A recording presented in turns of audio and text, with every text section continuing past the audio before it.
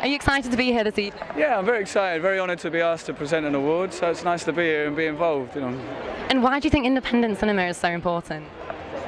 Well, I mean, you know, they get to sort of tell more sort of challenging, unique stories where their main sort of purpose isn't really to sort of reach the mass market and to make as much money as possible. You know, it's to tell the stories and tell unique stories and sort of reflect our times, you know, in as a creative a way possible, and they get the opportunity to do that. And do you have any that are here this evening that you think really stood out, or? I did. I mean, I really liked Brooklyn, which I saw very recently. Actually, I loved it for its simplicity. You know, in a world where, you know, things are getting bigger and more crazy, and, you know, it dared to have no kind of twists and turns and be totally simple in its kind of storytelling, and just prove that really you just need a great story and some great actors to make great cinema still, you know. And then The Lobster I liked because it was just completely bonkers and out there, you know. I was wondering, can I just ask you, how was it on set of Cloud Atlas? Because that's such a massive film for me that I really like.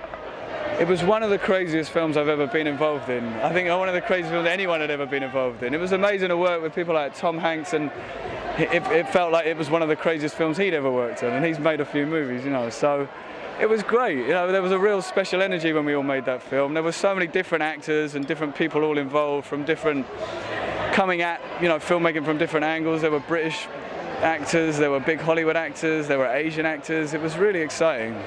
Was it ever a bit disorientating? Because the makeup department in that show, it's amazing. I could barely recognize some of the characters. Yeah, well, one day you'd be sort of shooting a 19th century story, and then the next day you'd be sort of in Neo Seoul in the year 2144, and so yeah, you're jumping around a lot. You know, it felt like you were making 6 completely different films all in one go. Can I ask? It's fun. I mean, that's great. Can I ask, what's next for you? Can we hear a little? I've just finished doing a 6-part BBC drama, which was directed by Stephen Polikoff. So we just did that. It's called Close to the Enemy, with Alfred Molina and Freddie Highmore and Charlotte Riley.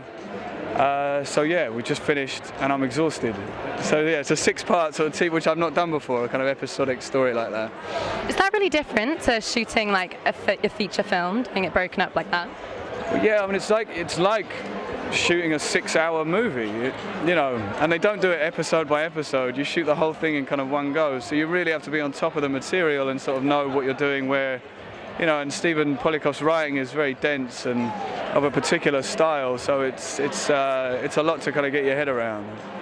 Last question, are you nervous at all to present your award tonight? Have you practiced your here it is? Because the writers of The Lobster have these unpronounceable Greek names, which I've been practicing all day. So for that, I'm very nervous, yeah. Other than that, I'll be fine. Well, good luck, enjoy it, and have a lovely evening. Thank you.